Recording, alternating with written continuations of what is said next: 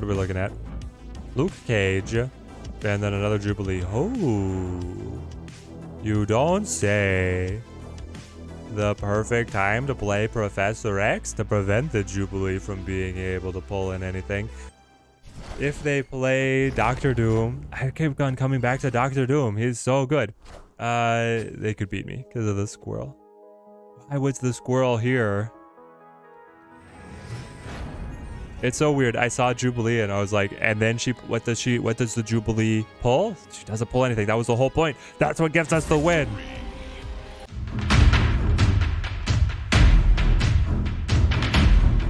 Welcome back, my friends, to Marvel Snap. New beard, new card. Kang has started an absolute firestorm in the community. Discussions around, is he the most busted thing we've ever seen? Is he actually just a token trap and he's terrible? The truth, of course, is somewhere in the middle. Out of the rankings of the big bads, I would put him third, which is out of 3. Thanos, Galactus, and then Kang in terms of priority on what to spend your hard-earned tokens on. But Kang is incredibly fun. He's very interesting to put into decks. Now notice I'm not saying build around or build decks around him because he's not a build-around card the way that Thanos and Galactus are. Kang is your scout. He's the information gatherer. He resets the turn, meaning that you get that information about what the opponent thought their best turn would have been. Now, they of course are free to be able to change it, but just having that info of what's in their hand and what they were looking at being able to line up against you can be very pivotal in the final turns of the game, especially for a control deck. This is the one that we had a lot of fun refining on stream, and the one that I'm most confident recommending right now. Now, I do have another pretty spicy one that, oh, is it bringing Leader back into the meta? It's a very fun combo, but stay tuned to the channel. We're going to be covering that deck at another time. Of course, with Kang, he's going to do very well in Galactus. He's going to do very well inside of Thanos, and he's posting incredible numbers inside of Sera Control, either the classic Sera Control shell or the hazardous Sera shell that was kind of an adaptation that started becoming just a little bit more popular, giving you the info on how to deploy the Enchantress, how to deploy the Shang-Chi, and how to allocate your points on that final turn hand dump is just really beneficial for that deck. But we have something a little bit different today. Let's see what Professor Kang has for us. This deck is a heavy location lockdown control deck with the Professor X as the absolute premium card in that regard. We also have the Storm shutting down locations and the Spider-Man shutting down locations as well. Storm trying to play her on curve. She's really here to be able to punish the Shuri matchups. Shuri plays 2 points on turn 4, and that's it. And Storm says, well, if you're just going to play 2 points, I will win a location already, and then I have all the rest of my deck to be able to win one other one, which is very beneficial for us. The Spider-Man and the Professor X, of course, if we can sneak them in on turn 5, can be lane winners in and of themselves as well. The Daredevil is getting layered here alongside Kang. If we get both, we could just read them like an open book.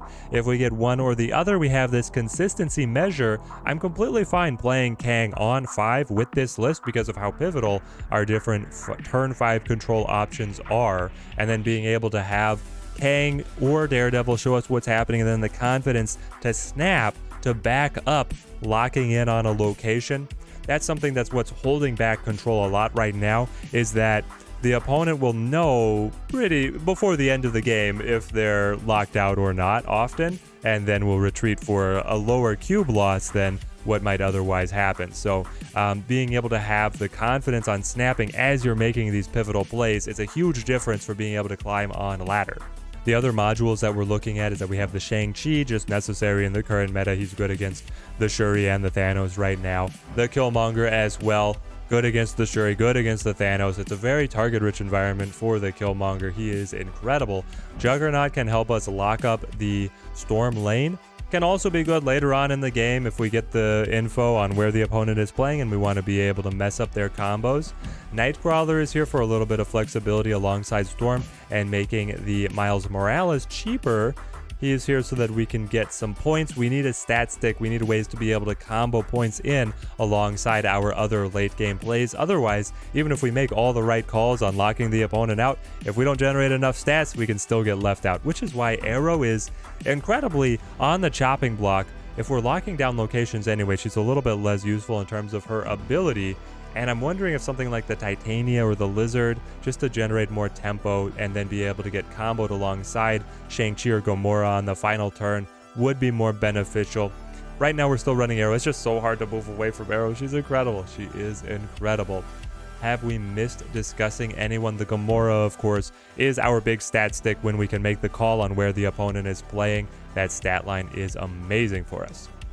Diving in for our gameplay showcase, we have the deck list up above, and I'd be really curious down in the comments below, what kind of list have you guys been having success with Kang, have been seeing Kang perform well in, particularly lists that don't have Galactus or Thanos. I know those decks are good with Kang, I know they're good without Kang, what I'm really interested in is seeing what kind of archetypes he is able to elevate here, as we get a Thanos matchup.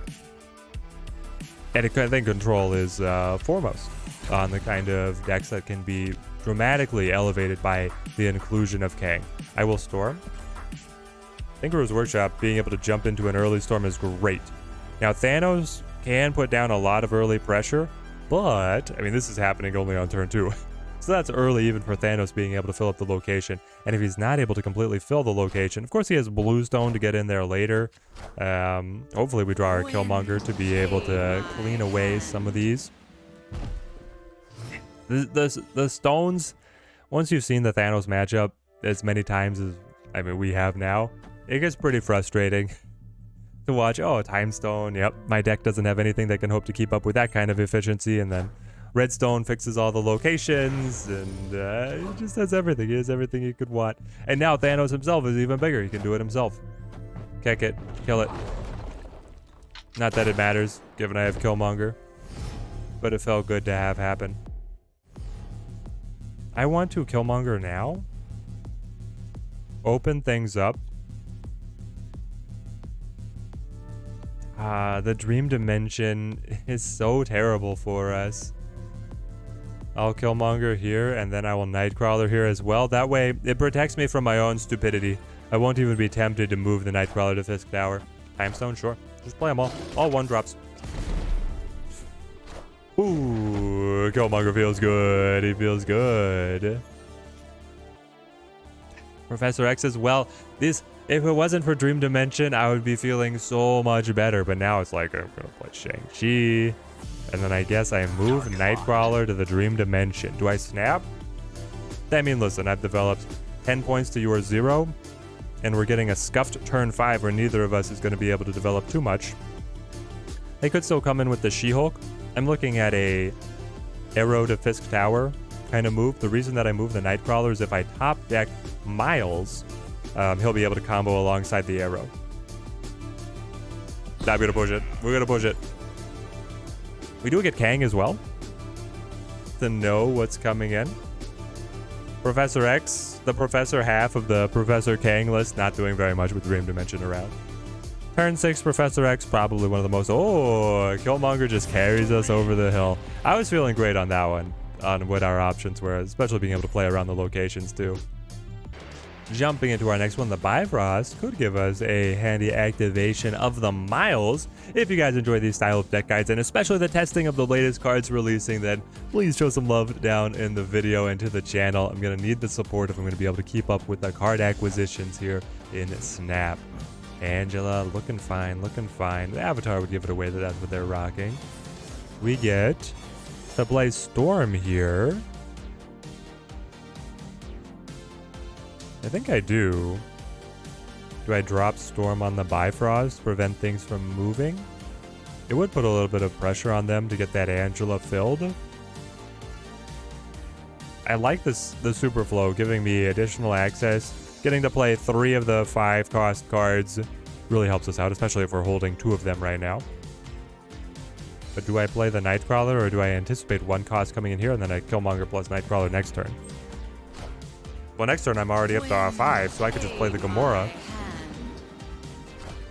Lizard? Alright. They've got the gas.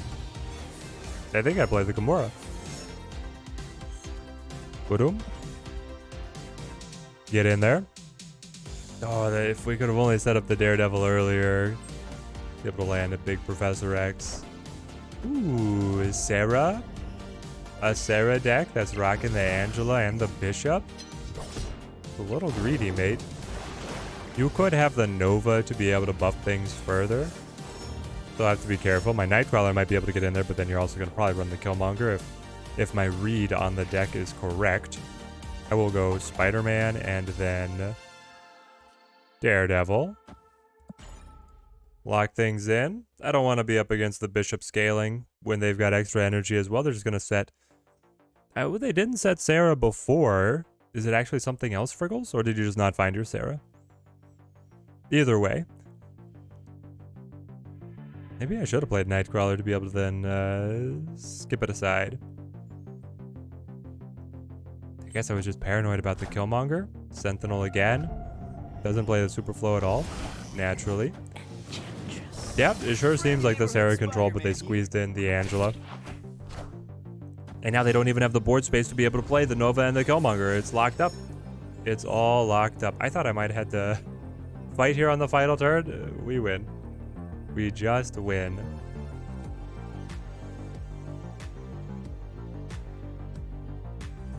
Yep, there's a retreat. Okay. I was like, what would it be? Doctor Doom. I could just play something over here.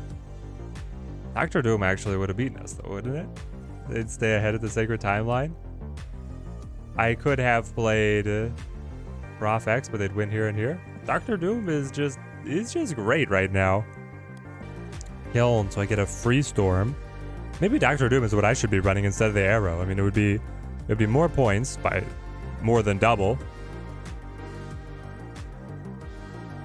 And it would have synergy with the storm. Maybe that's the answer. We take a page out of the Puso Control book. Give me the Sentinel. I'll happily lock that in. Morbius. Ooh. Do I want to compete with Morbius? No, of course I don't. Morbius can go to the moon and back with the new discard suite of cards. So I could either keep investing or I could try and like play off to the side.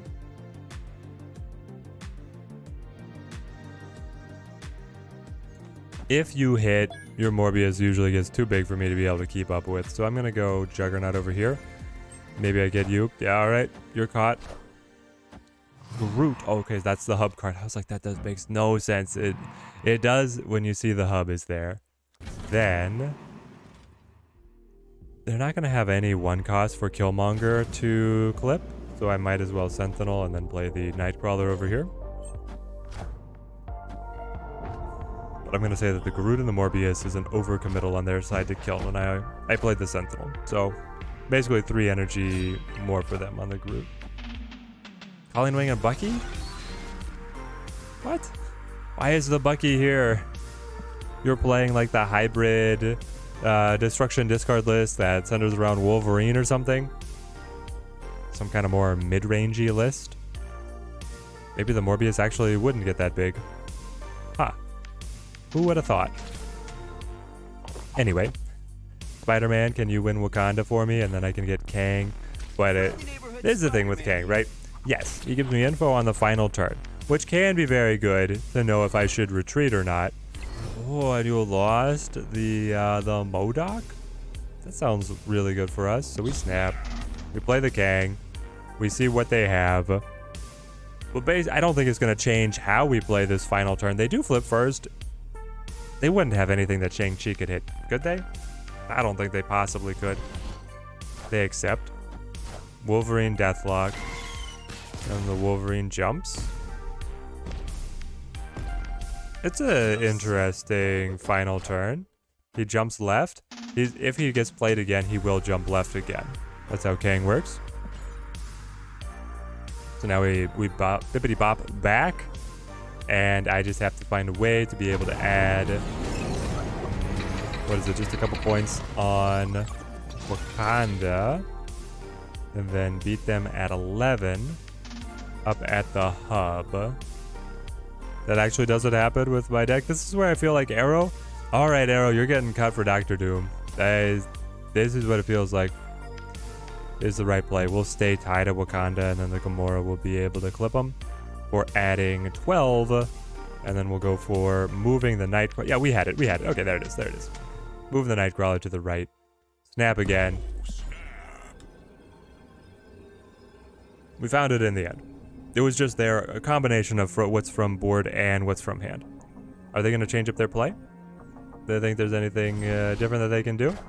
Nope, they still like it. They liked all the points that they were able to produce. They probably don't see... I mean, we gave them nothing, right? We played Spider-Man, Nightcrawler, and Juggernaut. It really doesn't inspire... Her sword swings over? That's cool. It doesn't inspire, like, that we're going to be able to produce a lot of points on this final turn. But here it is. 4-cube win. The Vault's locking down early. We love any location that's going to be locking down early, limiting the play patterns. Sinister London makes all of that completely redundant, but here we are. We could storm the London. Maybe we storm the London. Luke's Bar? Maybe I storm that. Well, so the Vault and Luke's Bar don't matter if Sinister London stays. If I hit Sinister London, I can Prof X Luke's Bar later for to cinch it. Let's try this.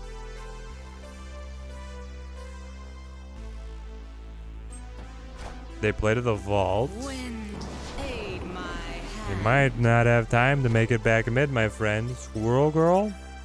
Are you Destruction or are you Patriot? And does it matter? Oh, Juggernaut. Get us the shake up the movement to be able to get Miles jumping around. Though honestly, the play of Spider-Man to the Vault is also really good. I just think the Juggernaut's a little bit better, even if it kicks to Luke's Bar. Even if it kicks to Luke's Bar. Yeah, we have a lot of options. Because if we kick to Luke's Bar, we can just sacrifice that lane. Or we can play the Professor X there later to be able to win it. Wasp Jubilee. And the Wasp sticks. Why do you have squirrels in this deck with the Wasp and Psylocke? That makes no sense to me as to what they are, what they're playing. No, I don't get it. But now we just like Gamora.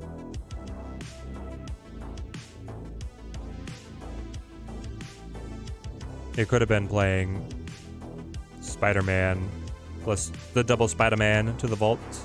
What are we looking at? Luke Cage. And then another Jubilee. Oh, you don't say.